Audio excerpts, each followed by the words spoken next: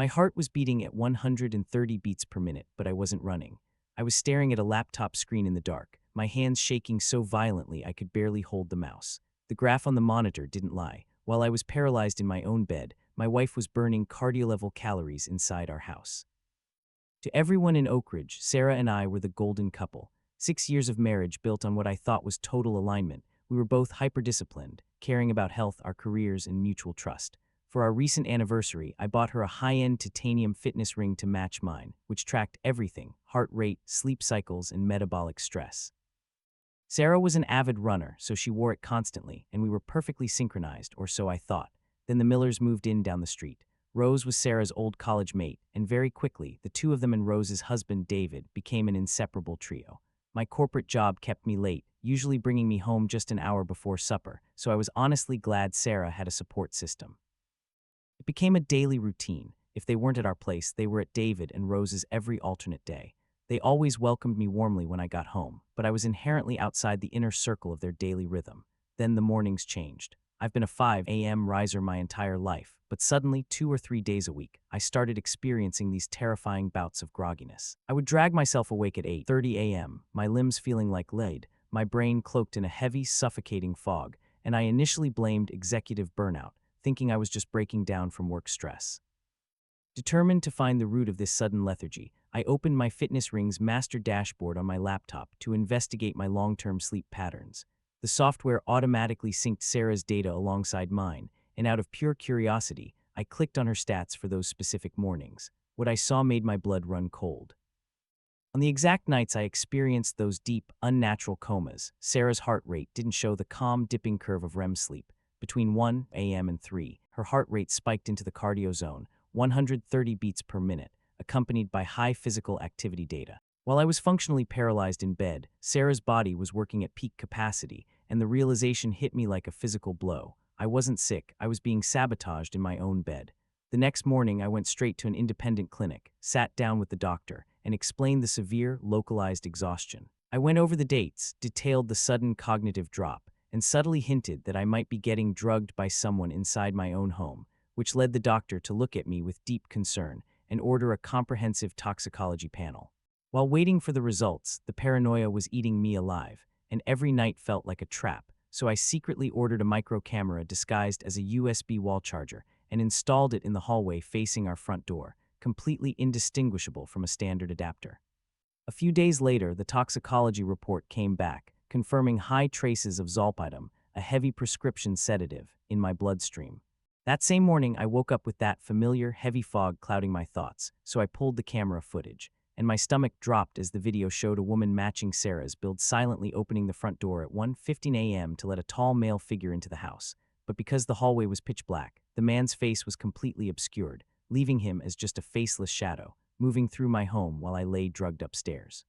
Armed with the medical report and the blurry hallway video, I scheduled an urgent meeting with a high-asset divorce attorney named Arthur Vance.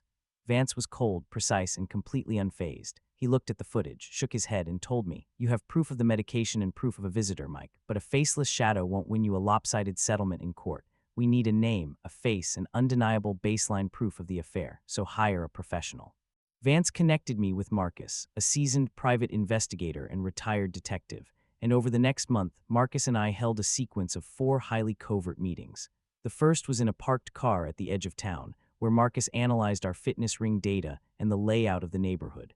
By our third meeting, Marcus had uncovered a terrifying parallel. On the exact nights I was drugged, Rose's fitness data, which she routinely shared on social fitness apps, showed an identical, unnaturally dead sleep pattern, meaning David was drugging his own wife, Rose, to slip out of his house undetected. Finally, at our 4th meeting, Marcus laid out the definitive proof, as his long-range night vision cameras had caught David's face with crystalline clarity as he crossed the lawns from his house straight to mine. I took the mountain of evidence back to Arthur Vance, who mapped out the legal trap, telling me, "We file quietly, we freeze the joint accounts the morning after you confront them, but first you break them psychologically so they can't coordinate a defense." On Sunday, at my request, Sarah invited Rose and David to join us at a quiet, open-air pub on the edge of town. It was late afternoon, and the patio was mostly empty, and sitting around the rustic wooden table, I initiated the trap by casually sighing and looking over at Rose, saying, "I don't know what's wrong with me lately. Some days I just can't get up early in the morning. I'm completely wiped out." Rose nodded in weary agreement, replying, "Oh, it's bizarre, Mike. It happens to me too lately. Some mornings I wake up and I feel completely drained, like I've been hit by a truck."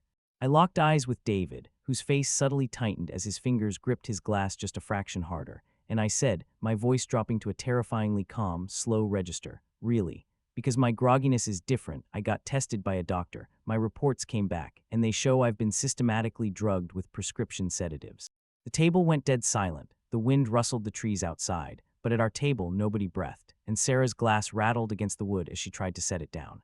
David's face completely changed as the color drained from his skin, turning a sickly, pale white, and a thin layer of sweat immediately broke out across his forehead while he blinked rapidly, looking down at his plate. Sarah grew visibly nervous, her eyes darting between me and David, her posture stiffening as she realized the conversation had completely slipped out of her control, and I let the silence stretch, wanting them to stew in the cold certainty of their exposure, playing it coldly and intentionally slowing down my words to maximize the psychological weight. I leaned forward slowly, placing my elbows on the table, and continued. In fact, I installed a spy cam in my hallway, and I recorded a man slipping into my house at 1:00 a.m. while I was drugged. But the problem is, the hallway was so dark, the picture of the guy isn't clear at all, and you can't recognize his face. Hearing this, David took a sharp, shallow breath, and the color rushed back into his cheeks, fueled by a sudden, desperate surge of relief because he thought he was safe, thinking the darkness had protected him, so he immediately stood up, adjusting his jacket with a look of high-handed reluctance, trying to regain his composure as he said, "Well, this is an incredibly disturbing private family matter, Mike, Sarah. I think you need to handle this. Rose and I shouldn't be involved in your marital issues, Rose. Let's go," and he grabbed Rose's arm, desperate to pull her away before the hammer dropped. "Sit down, David," I commanded, my voice not loud, but carrying a weight that anchored him to the spot. I reached into my jacket and slowly slid a thick, heavy manila envelope across the table, letting it land with a dull thud right in front of them. And I whispered, looking directly into his sweating face. I said the hallway camera I installed was blurry. I didn't say my private investigator's telephoto lens was. There are 30 high-resolution night vision photos in there of you leaving your drugged wife, walking down the street, and using a spare key to enter my house. The physical reaction was instantaneous. David's knees literally buckled slightly as he sank back into his chair, looking like he was about to vomit, his hands shaking so violently he couldn't even reach for the envelope, while Rose looked at him, then at me, and snatched the pack open. A choked, horrifying sob escaped Rose's throat as she stared at the crystal-clear images of her husband caught red-handed, and she looked at David with absolute disgust, stood up, and slapped him squarely across the face, the crack echoing across the patio. Before he could react, she grabbed her full drink, threw it directly into his eyes, and stormed out of the pub, leaving David sputtering, wiping alcohol from his face, and chasing after her in a state of sheer, unadulterated panic, shouting her name.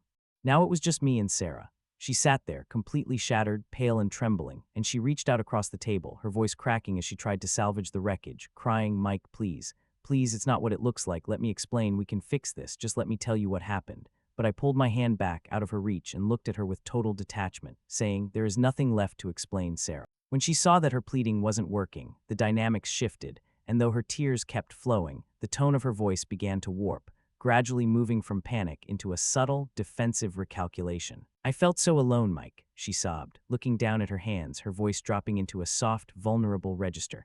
"I was just so lonely. You were always gone. You were always so busy with your own things, building your corporate world, and I just felt completely ignored. You forgot about me. You forgot I even existed in that house." She paused, wiping her eyes, but when she looked back up at me and saw my face completely unmoved, her sorrow hardened into bitter resentment, and the soft weeping turned into a sharp, full-blown accusation as her posture straightened, her jaw tightening while she poured out all her built-up venom, shouting, "You did this to us. Your absence drove me to find comfort somewhere else. You practically pushed me into his arms, Mike. This is on you." Then her eyes darted to the manila envelope on the table, and a deep, angry frown cut across her face, her lips curling with genuine disgust as she hissed, "And you put spy cameras in our home? You tracked me like an animal. You turned our private life into a police investigation. How could you do that? It's sick, Mike, you're sick." I didn't argue, I didn't get angry. I just sat there, stone-faced, watching her play out every layer of her manipulation, and I simply stood up, left enough cash on the table to cover the bill, turned my back on her, and walked away. I didn't go home because while the confrontation was happening at the pub, a locksmith friend, prearranged by Arthur Vance, had already changed every single deadbolt on my house. I checked into a motel nearby and turned my phone completely off, leaving the world behind, and when Sarah finally returned to the house and realized her keys no longer worked, she panicked, banging on the door, calling me repeatedly, and sending a frantic barrage of messages begging me to open up. But when she realized the phone was completely dead to her and she was entirely locked out, she fled to her mother's home a few miles away. The next morning, I finally turned my phone back on, and within minutes her mother called, but instead of screaming in rage, she launched straight into heavy emotional drama, her voice trembling with calculated maternal despair, pleading, "Mike, think about what you're doing. You two have 6 years of marriage together, 6 beautiful years. It is completely stupid of you to throw all of that away over one single mistake. Sarah has confessed to her mistake. She is absolutely devastated. And she is so incredibly sorry for what happened. You can't just be this cold, Mike. Marriage is about forgiveness. You can't just lock her out and walk away like none of it mattered." I listened to the shaking tone in her voice, entirely unmoved by the theatrical guilt trip, and answered rationally and coldly, "Your daughter drugged a corporate employee to facilitate an affair. I have the toxicology reports and a private investigator's log. And if you or Sarah attempt to step foot on my property, those reports go straight to the police, so have her lawyer contact Arthur Vance." And I hung up, cutting off the drama before she could utter another syllable.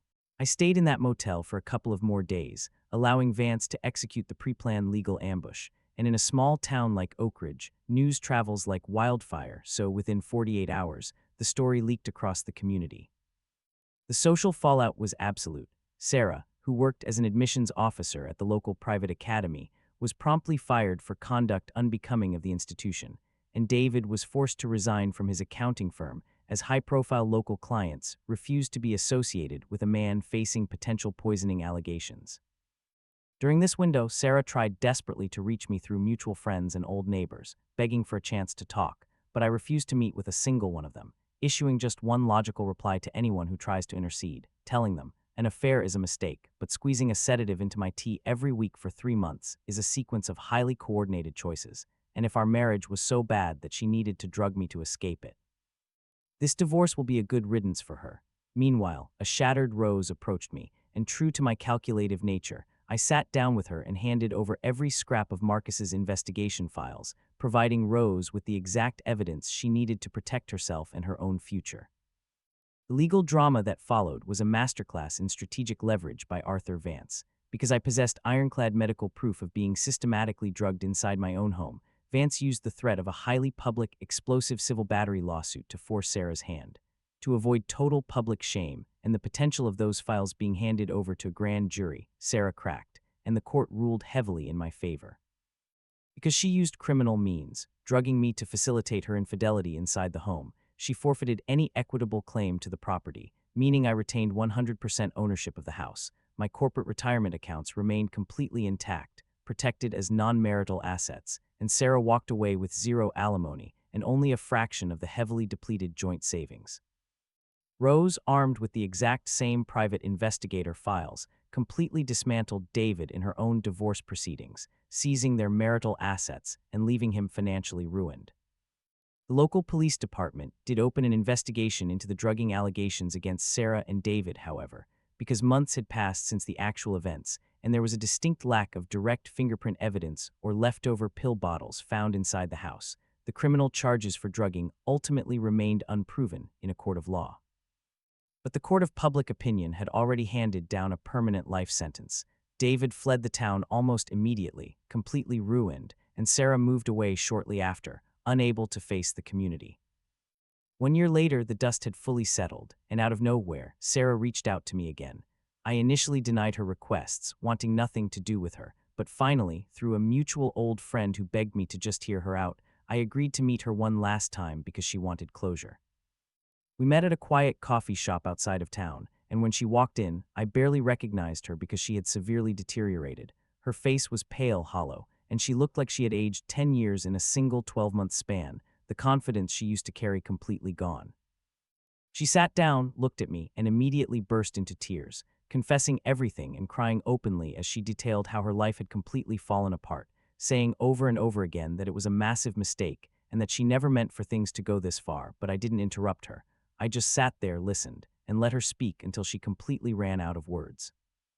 When she finally wiped her eyes, she looked at me with a desperate sliver of hope, asking, "Will you ever forgive me, Mike?" And I looked at her calmly, replying, "I don't know, Sarah." She reached across the table, her voice barely a whisper, saying, "I still love you. I think about you every day, but I didn't react, my face remaining completely blank, my hands folded in my lap. So she shook her head, sobbing gently, and said, "I am so sorry for my mistake." I leaned forward slightly, looking her directly in the eyes, and said, "There is a difference between a mistake and a deliberate act, Sarah. Mistakes happen unknowingly, but drugging your husband every week for months to sleep with the guy next door is a deliberate choice, a cold-blooded choice." I stood up, adjusted my jacket, looked down at her one last time, wished her good luck, and walked out of the coffee shop, leaving her alone at the table without looking back. The next morning, precisely at 5:00 a.m., my alarm went off. I woke up instantly, my mind perfectly sharp, my body feeling light and energized. I glanced down at the fitness ring on my finger, smiling at the steady, healthy resting heart rate on my screen. I laced up my running shoes, stepped out into the quiet morning air, and took my first step into a life entirely of my own making.